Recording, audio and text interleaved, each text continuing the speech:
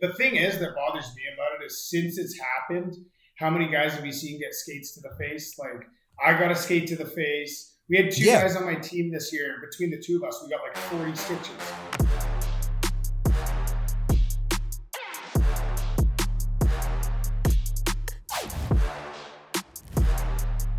What's up, everybody? Talking Trash Podcast, back at it again with the big guy, Diamond Hands, Daniel Amesbury out there in KC. What's going on, Amesy? What's going on, AJ? How you doing? Oh, you know, living a dream, man. It's been a crazy few weeks here. How's everything with you? Good? Same here, yeah, grinding away. This is grind time part of the season, so just working our way to get to playoffs and trying to keep the bodies healthy and, coming to playoffs strong. Listen, you guys are hot. You know what I mean? I mean, it's you guys have had a great year so far. How's it work in the coast? It's like, is it the top 8 in each conference like the NHL, or how does it work out there? You know, it's division. I think the NHL is the same way. It's top 4 in your division. I think 1 versus 4, 2 versus 3. Oh, okay. Yeah, I like the conference. I think it should be 1 versus 8 in the conference. I like that better. That's what they used to do in the NHL. But I'm pretty sure now it's all divisions now, 1 versus 4. And then, But I actually I don't mind the 1 versus 8 in the conference. I think that it's kind of, you're rewarding the better teams a little bit more. Because if you're the 1 seed in your conference, then you're playing a much weaker team than if you're in a strong division, you're the first team playing the 4th team, it might not be as much of an advantage, So I feel like you get rewarded better in a 1 versus 8 situation than you would in a 1 versus 4 in the conference. No, you're absolutely right. I know in the Federal League, I think it's like between each conference or division, I guess they call them division, the 2 divisions, I think it's seeds 1 and 2 get a bye, and then I think it's 3, 4, 5. I don't know. I'm still learning it as we speak too. But yeah, man, I think a lot of it with minor league hockey. I don't know so much about the coast, but I know in the minors the playoff systems are a little different. I think they take travel into account too. So yeah. Yeah, definitely, man, definitely a little less travel, just staying in division or whatever longer. Yeah, absolutely. Hey, before we get into it more, got to give a shout out Club 93 as always. Ken and the guys always supporting us. I actually saw Ken about a week or so ago at the Hat Tricks game, and he's always asking about you. Matter of fact, I think we took a video together and he sent it to you. Ken's the best. Shout out to all our guys over at Club 93, always supporting us. And also that very game, I got to give a shout out to my guy. You saw the Valentines Day jerseys we had? Yeah. The Valentines Day? Oh, man. Dude, these went crazy at the auction, man. I can just imagine if you were wearing one, what it would have went for. But, dude, big shout out. John Morrissey, my buddy over at Richmar Florist. God, I want to say when you were here, you might have met that guy John once, Amesy. But Richmar, they're in Pennsylvania, big florists. So, guys, you make your girl mad, hit up John at Richmar, send her over some flowers. Big shout out to them. Those Valentine's edition jerseys were insane. People were loving them. And shout out to Wingman Sports, too, for making them. Great jersey. Everyone, I had to get myself a blank one. But, it was fun, man. You guys do any specialty jerseys? What you guys done any specialty jerseys recently or anything? I honestly don't even think I've played in a specialty game this year yet, which is crazy. It's just worked out that way. I've been like suspended or whatever's happened. I don't even know. It's just always worked out that way. I'm not sure what the next one is coming up. I think our next one coming up might be like affiliation night, I think is the next one we have coming up. But yeah, we've done a few different. We did Star Wars and stuff like that. We did military night, Top Gun military night, which was cool. But yeah, we've done a handful of specialty jerseys. I think we got a couple more still. So yeah, I forget. I remember the whole Valentine's Day thing. So I remember the second year the Trashers.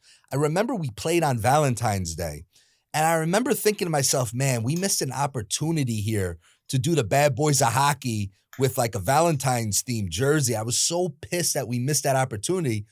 So I remember I was like, we're gonna do that the third season, which we never had a third season. So, when I got back involved with the hat tricks, I'm like, we gotta do a Valentine's themed jersey, man. Valentine's, though, a lot of teams do it. It's big money, man. Those Valentine's jerseys are crazy. They love it, man. When I was a rookie in the Central League, they did.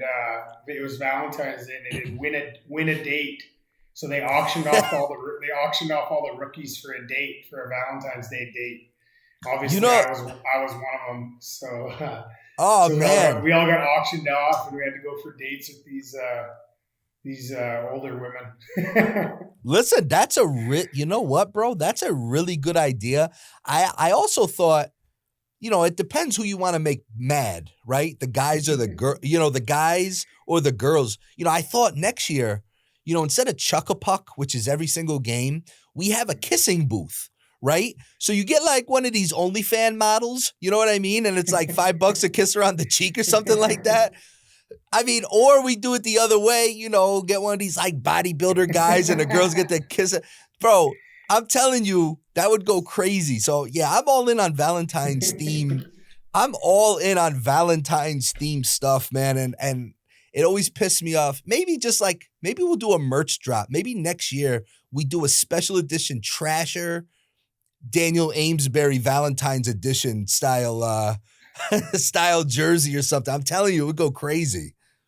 Yeah, I like the specialty jerseys are cool. It's I think the NHL, they don't really do it, obviously, but I mean, every level's kind of doing it now. I feel like it used to just be like the lower pro levels, but even now they're doing them in the AHL and stuff. And I know the fans love it. And it's a good way for the teams to kind of raise money and stuff for different things and whatnot too. So I love the specialty nights. And it's fun to wear different jerseys and whatnot too. I have a guy that always hits me up on social media. His name is Dave Goodman. He's a big fan of yours. He's always scouring the internet, eBay, wherever, to find any Daniel Amesbury jersey he can find. It's funny. He recently sent me one. God, I think it was a Central League. Who'd you play on in the Central League again, Amesy? Who'd you play for down there? Tulsa Oilers. Yeah. So it was Tulsa. He just recently got, I think, a Tulsa jersey. I want to say. Maybe not recently, but... Is it the baseball one with the pinstripes? Maybe, but he's always sending it to me. He's like, can you ask Amesy if this looks legit to him or not? And I'm just like... I think he messages me sometimes. Is this actually game worn? Did you fight in it? Yeah, dude, he's got some collection, not just of you, but man, jersey collection. So, when we started the podcast last year, the first episode or so, one of the first episodes, I wore a Trasher jersey, and then I'm like, you know what? Let me just start wearing jerseys, for the pod and stuff like that. I went from having like no jerseys whatsoever, hockey wise, to my closet. I got at least I started this collection. It's insane. I got there's a really cool company out there called Vintage Hockey or Vintage Ice Hockey. And they specialize in all like minor league sports, like minor league hockey teams that are like gone. They got the rights for their jerseys. Dude, they got a New Haven Knights one that's so sick. The purple and white. He sent me a couple Baltimore Bandits, I think they're called. I'm gonna wear that one maybe next week. But yeah, I've been trying to get jerseys and start a little collection here. But nice. Yeah, man. Speaking of, we're talking about Valentine's Day. How about February 15th, the day after Valentine's Day? We are in, the NHL. What was it called? Frozen Face Off, right? What was it? I can't even think of the name of the whole tournament. What was the tourney called for? The Frozen. Yeah. You're talking the Canada. US. Yeah. So, yeah. Listen to me, man. You talk about a game. So that was played. The game, that tournament, that 4-country tournament. All right.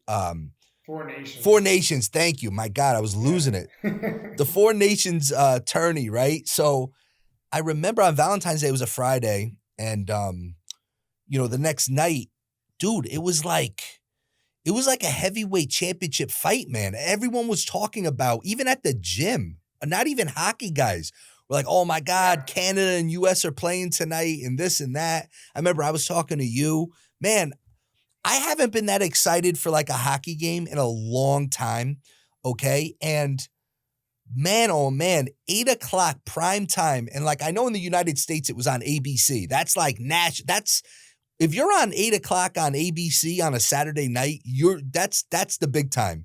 And we got Canada and the US. You talk about living up to the hype, man. I mean, I don't know, where do we, first of all, this Four Nations like tourney basically ended the NHL All-Star game. I don't ever want to see an NHL All-Star game ever again. Like, dude, NHL All-Star game can never come back after this past month. This Four Nations face-off, man, was absolutely insane. And that marquee game on February 15th, US and Canada, and something I know you and I started texting each other right away. At the drop, at the face-off, we get Mathieu to Chuck, and I think it was Brandon Hagel, okay? Next drop of the puck, Brady to Chuck, his brother, and Sam Bennett. And then like 2-3 seconds after that, we had Colton Parayko and JT Miller. 3 fights in a span of 9 seconds. Basically 9 seconds. The opening 9 seconds of that Four Nations game destroyed the NHL All-Star game. You can never bring back the NHL All-Star game ever again. I didn't know what to think about when actually it was our friend Jane Biup, who told me preseason about, they're not doing the All-Star game, they're doing the Four Nations thing. And I was like, that's, I'm not a big fan of like these in-season tournaments. And man, I couldn't be more wrong. When Canada and US fought, when they played that Saturday night, man, oh man, I had people who weren't even hockey fans texting me, calling me, like, did you see the start of this game? And I said, we've been trying to tell you, this is what sells. I mean, what were you thinking about, watching? Because I know you were watching too with the kids. Well, I mean, we talked about it in the room for like a month before it actually happened. We were talking about it. I felt like there's lots of hype. I felt like, some of us were wondering like how intense it was going to get. Like, I mean, Canada versus USA, best players in the world haven't played against each other in over 10 years, I want to say, or close to 10 years, maybe over 10 years. Like, it had been a while since they had like all played against each other in the Olympics or anything like that. So you kind of knew there was something built up, and it was always also, you're kind of thinking like, it's also in the middle of the season. Like, are these guys going to kind of lead? Like, are they going to be going full tilt? Like, they got to go back to the regular season and stuff. Like, nobody really knew how it was going to go. And then you see the first game, and it kind of ramped up really quick. Like, it was pretty intense. Like with Canada, I want to say it was Canada versus Sweden was like a pretty intense game. Like, it kind of ramped up too as the game went on. It just got faster and faster. And then it was like, holy crap, this is like probably the best hockey I've ever seen. And then we kind of knew that obviously USA Canada were going to play, and this was in the like the seven, I don't even know what you'd call it, like the round robin, I guess, part of the tournament. And like, the first 6 or 9 seconds of the game, you get 3 fights. And I remember we were talking about it weeks before, and I was like telling the boys, I'm like, dude, this is NHL rules. Like, it's 5 minutes for fighting. Like, we could potentially see some fights. Like, we kind of talked about it a little bit, but like, we didn't know for sure, but like, it was something that I was talking about, because I was like, you got to remember, this isn't Olympic rules. Like, guys aren't getting kicked out if they fight. Like, it's a 5-minute penalty, so there could be a fight. And then sure enough, Canada versus USA, 3 fights in a row right off puck drop. And man, like, what a hype. It was so, I was ready to run through a brick wall after watching that game. Like, I was pumped. Obviously, Canada lost the first one, but that's pretty standard Canada fashion. I think that's how we've won the last few gold medals, to lose to the States in the qualifiers and then beat them in the finals. So I wasn't too worried after we lost that one game, but man, it was definitely good hockey, best hockey ever. Like, honestly, like, you can't really say you've watched faster hockey than that, because there hasn't been. Like, in my opinion, I think that's the best hockey I've ever seen. Maybe comparable to like maybe Stanley Cup Finals last season, but like, that was amazing hockey to watch. It was fun, high energy, but grew the game majorly. Like, those fights helped too, but like, the next game that we had, I was at the autograph table signing autographs, and I had multiple people say that it was their first hockey game, and the only reason they were coming was because they watched Four Nations tournament. And they seen the Canada USA game, and they started looking around for hockey to watch, and then they heard about the Kansas City Mavericks, and I thought that was super cool to see like an immediate shift come from that. I think it's going to help the game a lot. But I mean, me and you have been talking about it for a while. The fights always helps the marketing quite a bit. But man, is that good hockey to watch. Listen, you said it, and listen, nothing beats Stanley Cup. Nothing beats in all of sports NHL playoffs, especially the Stanley Cup finals. But there was something different, man, about this Four Nations thing because, listen, Stanley Cup finals, let's face it, a lot of casual fans, if their team's not in it, they're not watching. I mean, that's the reality of it. Everybody that I know that was a hockey fan was watching, and this wasn't even the final game. Congrats to Canada. You guys ended up winning it all. But that game specifically, not because the U.S. won, there was something about it being that prime time Saturday night, 8 o'clock on ABC. I know in the States, that's like a big thing. That's like, that's probably equivalent to Hockey Night in Canada up your guys' way. I mean, maybe even bigger. And I'm telling you, I had people. Definitely bigger. I had people, dude, that don't even like hockey calling me, and they saw it on social media. And that's the thing is, like, I know you and I are always pumping the tires on the physicality, but let's face it, everybody after that game was talking about the fights, but not just the fights, the hitting. Dude, I'm telling you, people absolutely loved it. And it was like, I forget how many millions of people tuned in. And if you look at the legit statistics, it's one thing the NHL is still, they want to embrace it, but they don't. The one statistic about how many millions of people watched that Saturday night game, what they don't show is the spike immediately after the first few minutes of that game. Because what ended up happening is everybody on social media was hearing about the fights. They were tuning in. So yes, millions and millions of people were watching. But it's funny. It was until a few minutes after when it started making them social media rounds of people. But dude, I mean, it was intense. I said it at the beginning of the year, and people torched me for it. I get torched a lot, by the way, a lot lately. But dude, I was saying, listen, if we're talking pure hockey people, okay, I think Connor McDavid is the face of hockey. But if you're talking the bigger picture that includes the casual fan, I think it's the Tkachuk brothers right now that are really, at least in the U.S., man, like I said, I had boxers at the gym saying, yo, who's this Mathieu Tkachuk kid? You know what I mean? He was on a I don't know if it was, I forget which late night show. Maybe it was Jimmy Fallon. This dude, Mathieu Tkachuk's on late night with, correct me if I'm wrong, but dude, when's the last time you saw a hockey player on late night with like a Jimmy Fallon or Jimmy Kimmel? Yeah. I mean, you hit it on the head. It elevated things to a whole nother level.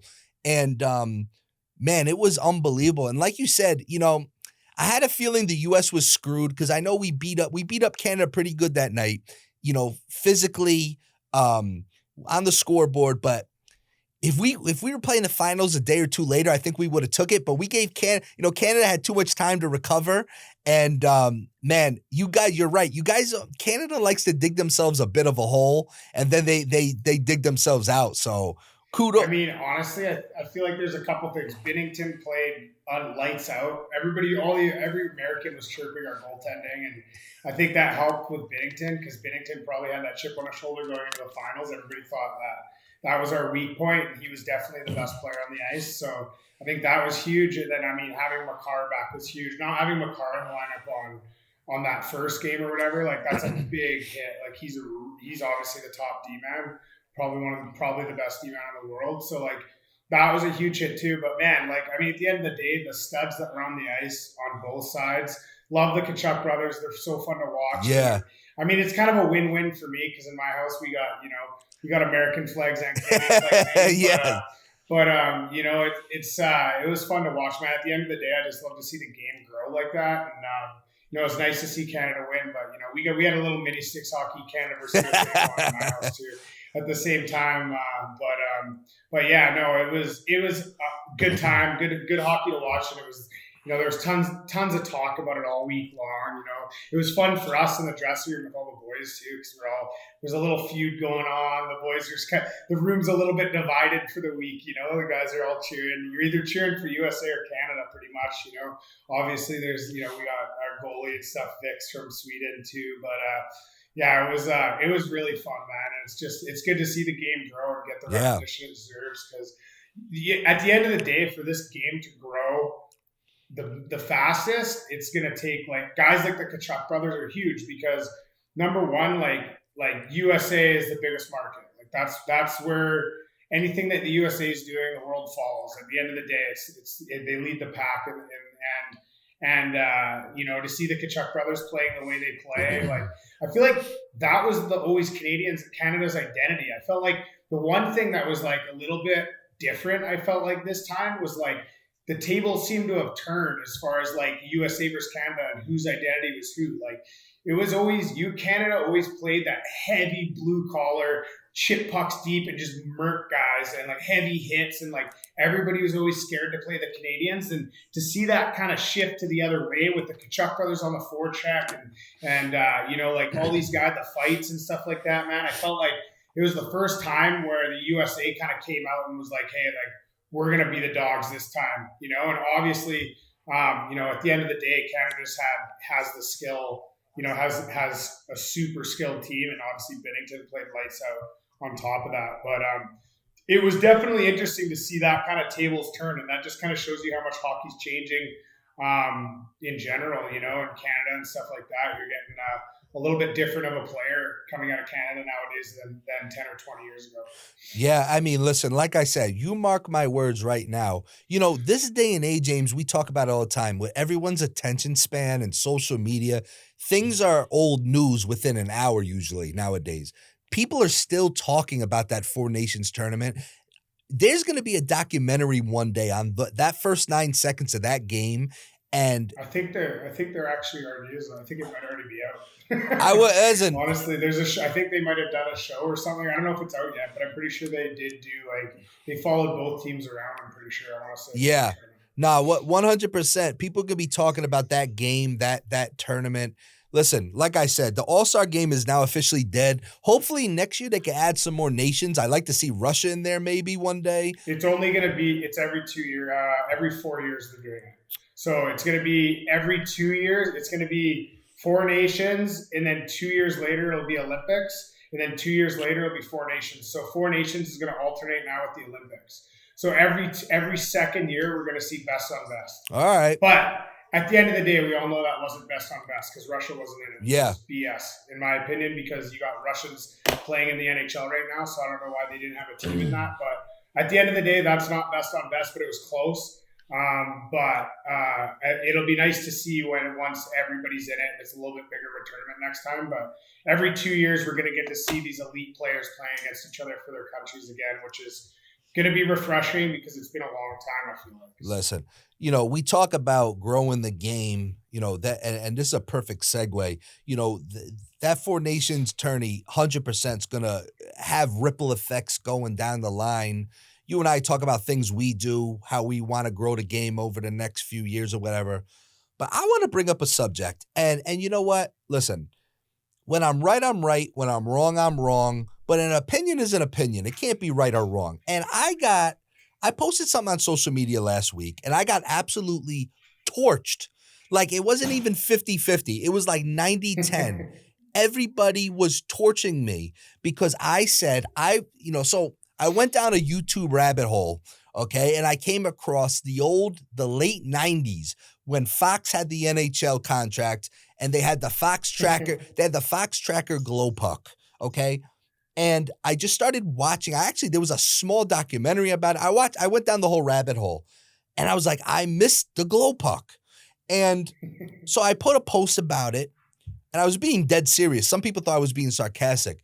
I love the glow puck, and I got absolutely ripped apart. And you know what? Look, sometimes you win, sometimes you lose. But I felt I had to bring this up in a different forum on our show, because on social media, you can only get 1-2 minutes in. Why does everyone hate the glow puck? I love the glow puck. I'm telling you, like, I was getting, and it was mostly Canadians, by the way. Oh, if you can't watch a puck, like, watch something else, or if you can't, dude, don't tell me that hockey's the easiest sport to watch on TV. Please, someone tell me that it is. Why does everyone hate the glow puck, Ames? Why? I remember when I was a kid, I thought it was the coolest thing in the world. I'd like to see it in the All-Star game. Like, obviously now, especially after that Four Nations kind of like buzz killed the All-Star game forever now. The All-Star game is always going to be a letdown. Yes. But I think like something like that would be a perfect time to do it. Listen, you know what I mean? Make it a little fun, make it a little different, let the kids follow the puck a little bit more. Like, I remember though, as a kid when I watched that, like, I feel like if they're trying to market to the kids, something like the glow puck would be awesome. Dude, the glow puck is absolutely fire. And you got to remember, we're talking about technology from the late 90s. Imagine what they can do now. Because I remember what was cool about it was, it was like, passes, like little light passes were like a light blue. And then like the heart of the pass, it was blue. And then like the heart of the shot, the like redder. Dude, it was sick. And then it would have like the miles per hour on the bottom corner. Yeah. In a statistical day and age, everyone loves stats. Everyone loves gambling. Imagine gambling on how many 90-plus mile an hour shots there'll be that game. Okay? Oh, dude, you bring gambling into it, then dude, they'll end up doing it. Listen to me. Listen to me very carefully. You and I, people like us deep down because we're humble people. But if the glow puck ever comes back, I am earmarking this conversation because no one wants the glow puck, it seems, but me. And I'm telling you, like people, man, dude, people are in my DMs. You're an idiot. Like you're a stupid American. You can't follow the puck. I'm like, bro, if you're telling me hockey, you can't tell me hockey's the easiest sport to watch on TV. It doesn't translate the same as other sports. Okay. I am all about the glow puck. Didn't you say your dad hated it or something like that? Hated it. Absolutely hated it, which is hilarious because like, I feel like that's just like, as a kid, you think it's the coolest thing in the world. I still, like I said, I don't know if I'd want to watch. If I'm watching hockey every night, I think it would get old. But I think for like All-Star games or just do it every once in a while and have that on a different broadcast just for like the kids to watch, because I think like right now they're trying to market to kids, which is smart. And I think like, have you seen what is it called? They do like a cartoon game. Have you seen it? Yes. There's one coming up right now. Yes. Like Wesley loves it. He always wants to watch it. And they only have they've done it a couple times, but like Wes has watched the same game. I think it's like the Bruins versus the Penguins. Something. And he's watched the same game like 100 times. And it's like, all it is like, it's the live game that's on, but everybody's a cartoon character. Which is smart. If you market to the kids, now these kids want to play hockey. Now you're growing the game. Like, I feel like they could get the same thing out of doing the glow puck. Dude, listen, the NFL did that. They have they had this Nickelodeon mashup sometimes. Yeah, and it's like the glow puck. I think it's the same thing the NHL's doing. Listen, the glow puck is absolutely elite. I remember watching Fox NHL and loving the glow puck. We will get the glow puck back. Matter of fact, listen to this, man, because I know they love you. Flow Hockey. How about the glow with Flow? The glow with Flow. The glow with Flow. Flow Hockey. If you're listening, listen, Flow Hockey. I'd be willing to go in with them somehow. Like, we got to figure out how to get glow on Flow. I'm telling you, the glow puck will work. And to all the Canadians saying I'm a stupid American, maybe I am. But deep down, you all love the glow puck. And man, oh man, speaking of something I don't love, man, we talked about it actually when our podcast kind of started, I feel like. Dude, this situation with Matt Petgrave over in the UK, okay? Yeah. For those that don't know, Matt Petgrave is a hockey player, professional over in the UK, I believe. And let me get my notes so I get this right, man.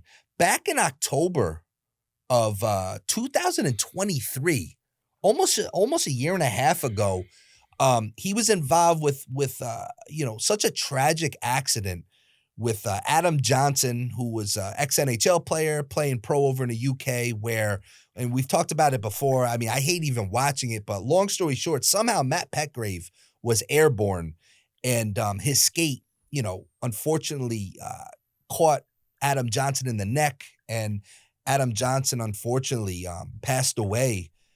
Tragic situation. I remember you and I talking about it, and I remember specifically you were still in Danbury, and we were like watching it slow motion. And I remember saying, like, there's no way this was on purpose. Like, you know what I mean? Like at least in my opinion, that is a very hard thing to do on purpose. And Matt Petgrave got arrested. He's still over. He's detained in the UK, I believe. And he's been rebailed 8 times. He got rebailed for the 8th time last week. He can't work. He can't work right now until, like, he's not and playing. He probably can't leave the country, too. No. Can't leave the country. Can't play hockey. And he can't, I saw it the other day, he can't work until this thing is set. Almost a year and a half. I mean, you talk about, I don't know what to say. I mean, I'm very sensitive to, like, people when it comes to death and things like that. And you know, rest in peace to Adam Johnson.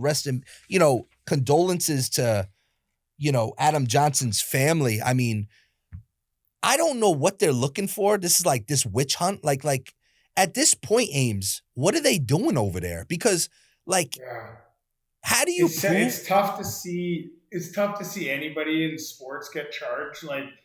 Like people that haven't played. The thing is that bothers me about it is since it's happened, how many guys have we seen get skates to the face? Like I got a skate to the face. We had 2 guys on my team this year. Between the 2 of us, we got like 40 stitches from skates to the face.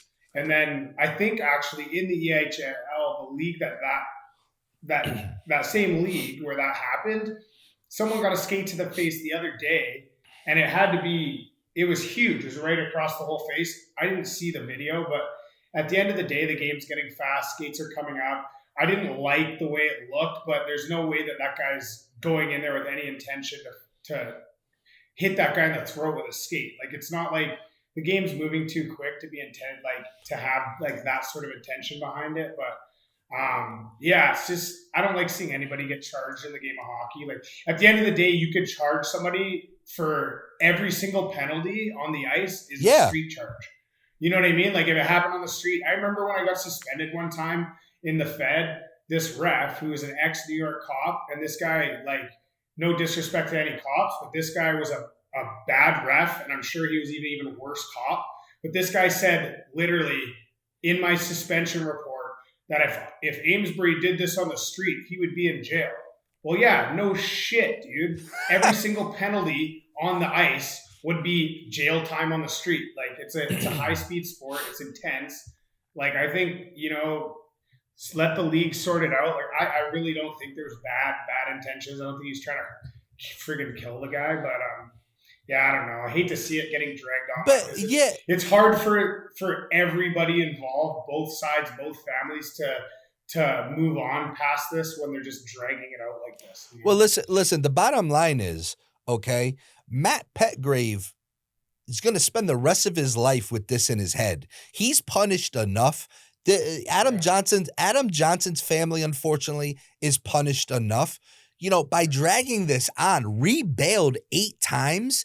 I mean, what exactly are they looking for? And every time they rebail it, it's just opening up the wound again.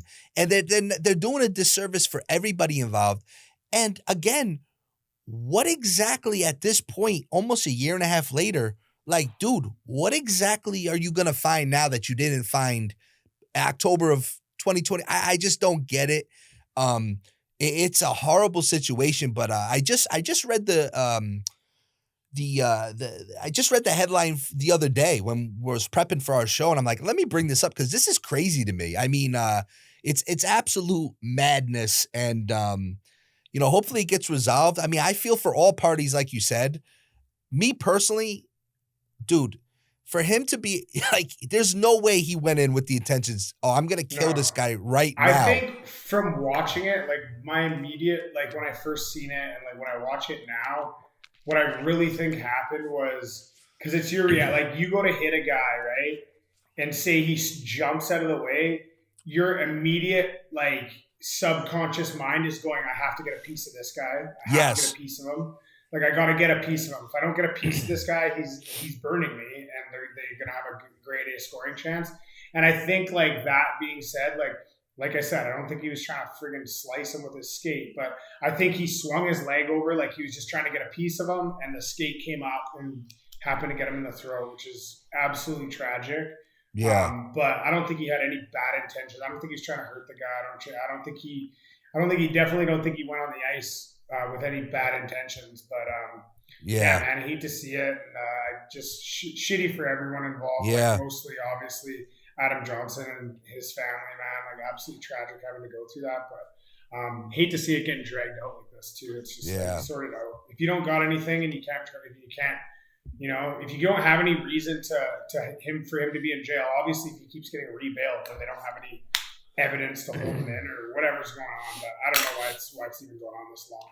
Yeah, I mean, it's pretty crazy over there in the first place. They're putting people in jail for friggin' social media posts. So yeah, I don't think that whole country needs to figure it out. Yeah, it's very odd. But on to a lighter note, and actually, we got to give a congratulations. I don't know him personally. I don't know if you know him personally, but we're the voice of the bad boys, man. Mathieu Olivier, Columbus Blue Jackets. As of recording, I think it was yesterday, signing a 6-year extension, $3 million annually, $18 million contract for Mathieu Olivier. Obviously, he's more than just a fighter. He can play the game, but it's good. It's good to see a guy like that get a bag like that, man, because he is a bad boy. In my opinion, he's number one in the show right now. In my opinion, and I do all these reviews, and honestly, he's got to be number one in my opinion. I know a lot of people are going to come at me for saying that. Probably they'll have a different opinion, but I don't think so. But I mean, man, I wouldn't come at you for that. I think that's a super fair statement. I think he's definitely a guy that I feel like is getting better. Like he's constantly getting better. Like I know he's probably really focused on hockey during the season, but like he's training in the off season to be a better hockey fighter as well. Like he's sharpening the sword. He's not just coasting. No, you can tell that guy gets better every year. Well, listen, so shout out, to the bad boy himself, Mathieu Olivier, getting an absolute bag from Columbus. Happy to see it. And speaking of another bad boy, I feel like we talk about him every single episode, but I don't care. That's my guy. I know you know him better than me. Matt Rempe had a goal. Look, another thing, beginning of the season, I did the NHL preview episode with Jane, our friend Jane B. Up. Shout out to Jane. And we were answering some fan questions, and someone asked me what I thought Matt Rempe's stats at the end of this year was. And I said, I don't know exactly, but he's going to get 10 points. People were just torturing me again. Just, you're an idiot. What a moron. How could you think this idiot's going to get 10 points? Listen, he's only played 20-something games right now with the Rangers. He's been up and down, up and down. He's at 4 or 5 points right now. You could see, even with fighting, he had a nice fight the other night. I guess, God, I forget the kid's name, but Jack Guy? Is it Jack Guy? No, I did a review on it too. But anyway, he's starting to find his stride with the fight. His fighting, he's fighting a little looser than he was early in the year. He's putting the puck in the net, and he's gonna hit that 10-point mark. I can't wait to go in the archive and get that prediction. But recently, they're playing Washington, and which we'll get to in a minute about Alexander the Great. And he laid a shot on Ovi. And I've seen that. Dude, every time he does something, it hurts me because he's a Ranger. Every time, because Matt Rempe, like, he literally is like a bot I would create on like a video game. He's like your NHL character. He is literally like right down to the mental. And every time he does something, it hurts me, man, because I wish he was a devil. But be that as it may, later on that game. See how much Ranger swag I have right now, by the way. Yeah, whatever. Years. Whatever. Keep sending me. I got a Rangers tracksuit. I got Rangers jerseys. I got Rangers hoodies. Oh man. But listen, later on in that game, Tom Wilson, who's a bad boy in himself, went over and him and Rempe got to a scrum, and you could see they were chirping each other. And at the end of the game, New York media, I love them. They asked Rempe, what was Tom Wilson saying to you? And Matt Rempe said, well, he said not to touch Ovi. And Matt Rempe's response was, I'll hit whoever I want. I fucking love Matt Rempe. I don't care. I'll die on the hill. Favorite Ranger of all time or what? No, not favorite Ranger. Just one of my favorite players. I'm not gonna. It doesn't matter. I don't see color. Ames. I don't see what color he's wearing. I don't care. Matt Rempe You try not to see color. Matt Rempe is the best, man. And he told Thomas, I'll hit who I want. Bro, how could you not love this man? He is you, and you are him. You guys are like mentally, you two are literally the same person. That's why I love you so much, and we gel.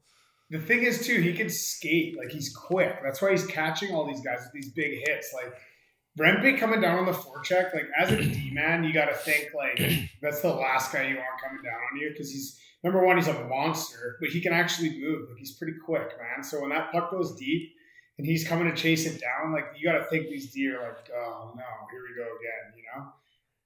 Dude, he had another hit the other night, and what I love about Matt Rempe is, you know, again, and I, look, people who listen to us regularly can be like, what? They're talking about Matt Rempe again. We got to just have weekly Rempe reports. I love this guy. And you know what I love about him is, yeah, he's been suspended. He's been warned.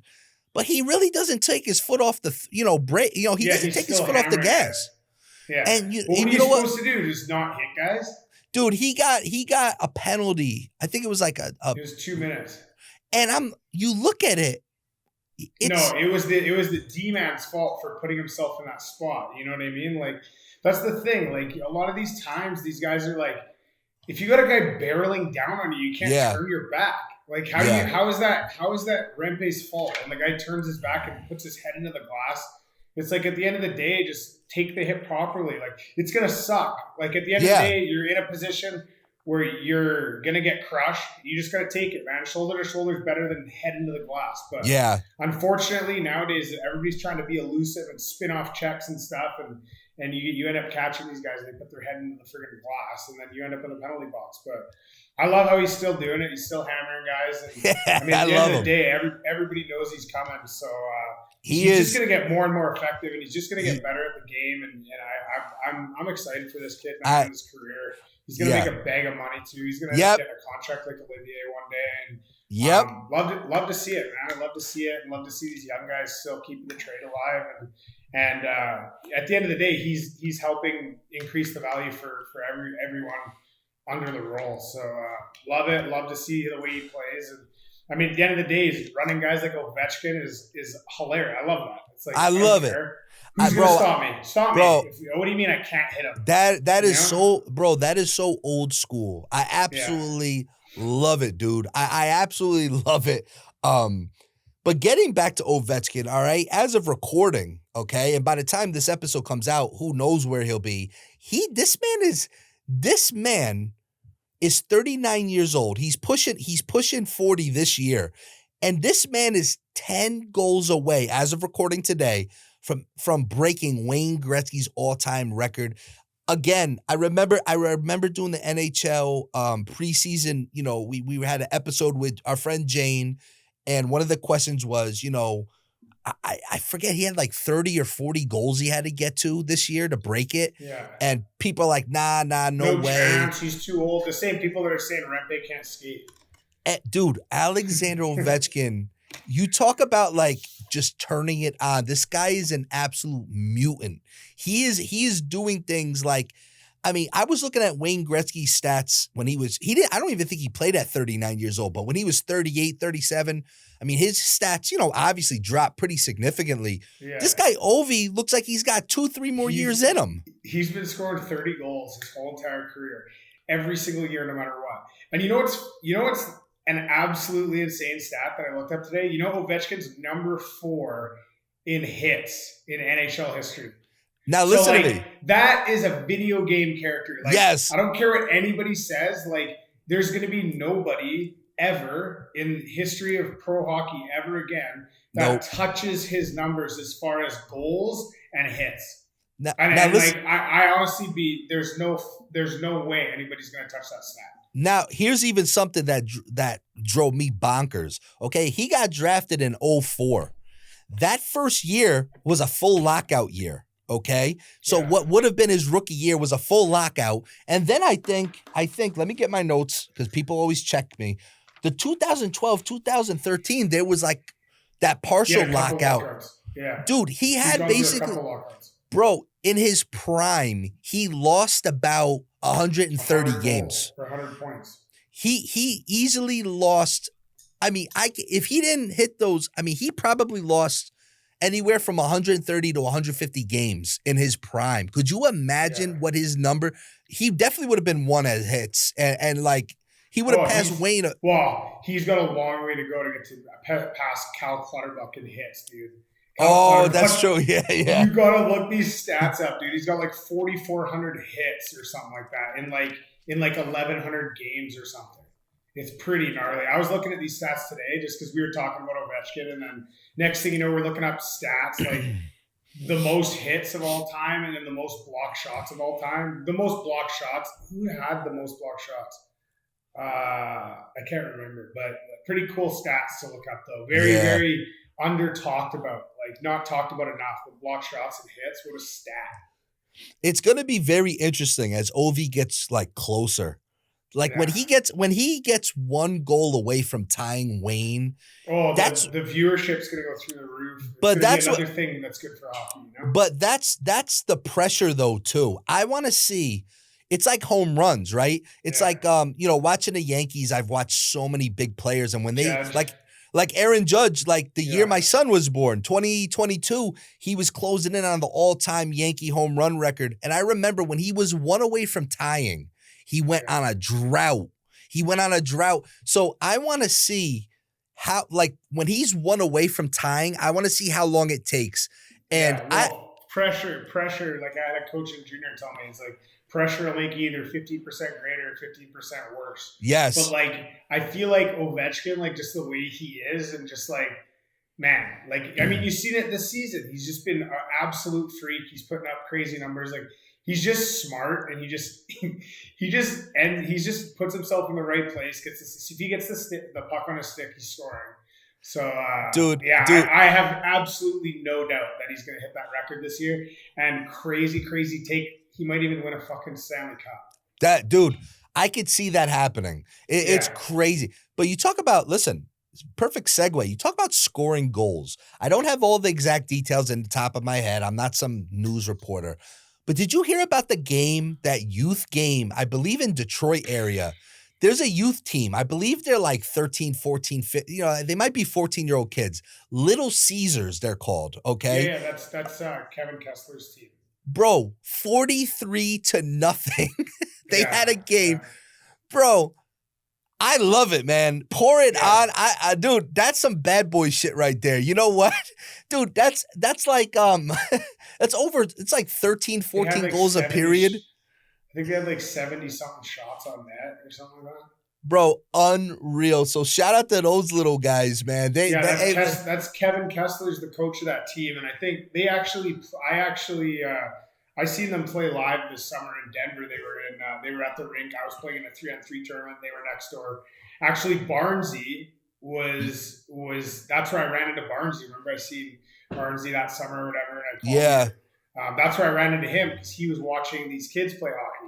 But pretty good team. They've always been good though. Little Caesars is always been a top team. But you know why I like that? Because one day we're gonna have a youth trasher team that's gonna win like 50-0. That's my goal. Just nice. Pour it on. But man, oh man. Hey, listen, real quick, I want to give a shout out to my guys. I've become very close with a few of them. My guys in the OHL, the bad boys of the OHL, the London Knights. Okay. Oh, yeah. Bro. Definitely the bad boys of the They are the bad Everyone boys. Hates them. I love these guys. So I got like 3-4 guys I've done fight reviews on. By the way, at DB Trashers on Instagram, daily reviews. But every week I'm getting a London night. And I remember the first London night I did, the kid actually lost the fight in my opinion, but he had the greatest name in the history of names, bro. You talk about like a blue blood like knight. Okay, his name is Rene Van Bommel. Okay, nice. Like, dude, Rene Van Bommel is the most blue blood fire name I ever heard. So in the review, I called him Royal Rene. You know what I mean? And dude, he absolutely loved it. Then I did one on Landon Sim, who got suspended for chirping someone early in the year. Yeah, calling him a Mennonite. Yeah, so I called him the landlord. I also called him Simbits. And That's hilarious. dude, I just did one recently. Damn it, I can't think of the other kid's name. Well, now there's a kid in the coast that was on London last year, Sawyer Bolton. Wow. So here, crazy stat. Okay, so Landon, I want to say it was Sawyer Bolton and Landon Sim. Both those kids are like pretty tough, right? Yeah. Their dads played together on the London. That's crazy. That's how sick is dude, that? Sawyer Bolton is a bulldog, man. I forget what nickname I gave him, but then his little brother is on London.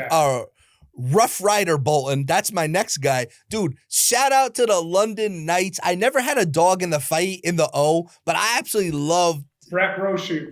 Yeah, shout out to Brett, the former guest. Brett Brochu's got a little piss and vinegar inside of him too. Oh, fuck bro! Yeah. Shout out to the Brett Brochu's got the most. Shout out to the London Knights. I gotta get a London Knights jersey. I'm all in on London Knights, not because they're good. They are like a trasher type team. I love the London. I like them. Yeah, so we're all in. Well, another cool stat. I just seen. I feel bad. I don't remember both their names, but I want to say Barkley. Is that his last name? Devin Barkley or Barkley? Anyways, they got two guys right now that are like leading the all-time London Knights stat for. They're tied right now for shorthanded goals. Oh my God! So like, not only are these guys beating the crap out of everybody, winning hockey games, they're also scoring when they're shorthanded. Dude. So it's like, that is an absolute nightmare team to play against. Is like this team that's going to jump down your throat and they're going to score when they're Dude, listen to me. I hate to keep bringing this up because I'm not trying to be that person, but I see the parallels with the Trashers because we would beat the shit out of teams.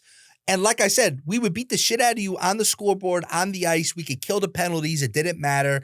Shout out to the London Knights. Man, oh man, it is so funny. Royal Renee, Landon the Landlord, Rough Rider, Bolton. Shout out to my guys. I love those guys, man. And yeah, we got to get some jerseys. I'm going to get us some London Knights jerseys. And yeah, got to love those guys, man. Absolutely unreal. Yeah. Well, I kind of became a fan of them just when I met, obviously when I started playing with Roche. Yeah. Got so tight. And then the next thing you know, like I'd be talking to Sim in the, Sims. Yeah. I can't remember what happened, but I remember he messaged me when he got suspended. He's like, "You'll never believe what I just got suspended for." And let's see here. I just want to, I want to say it's Easton Cowan is one of the guys. And then Denver Barkey. So they're both leading the team all-time record right now with shorthanded goals. So not only is this team racking up the PIMs, yes, they're a problem, man. They are a problem. Yeah, man. Shout out. Listen, I'm all in on London Knights, okay? And yeah, man, I love to see it, man. Absolutely love to see it. But hey, listen, great episode. Great catching up with you. I know you and I got a lot going on. I actually got the trade deadline coming in the Fed this coming week. So we're trying to possibly land another piece or two for this playoff run with the hat tricks. And I know you guys are in the thick of it too. So it's gonna be very interesting going forward.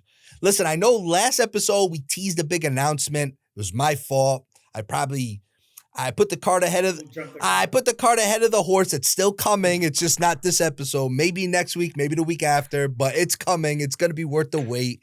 But yeah, Amesy, any shouts you have or anything? I see you got the Ray. Is that the Ray Chavez hoodie you got on? Yeah, let's go. Yeah, fresh merch. Now I'm loaded right now, man. I got merch coming in every other day. My closet's loaded right now. I gotta start getting clothes. Now I gotta talk to you actually off air how to do this because I don't want to do it through GoFundMe. But I finally got the jersey I'm gonna auction off for Ray's treatment and stuff. I gotta learn from you how to do it because I don't social media is funny. They want to flag everything. So definitely gonna post we're going to put out a Brad Wingfield jersey for someone. So nice. 100% going to Ray and his family. And yeah, man, looking forward to it. Guys, thanks for the support. Make sure you like, subscribe. So talk some trash to us. I'm used to it now. Everyone just used to chirp Amesy. I was like the good guy. Now all of a sudden everyone's turned on me. So bring it on. anyone want, check out my fight reviews at DB Trashers. I put a really in-depth one on Amesy the other day. And listen, man, make sure you like, subscribe, follow us, follow Amesy, and we'll see you guys next week.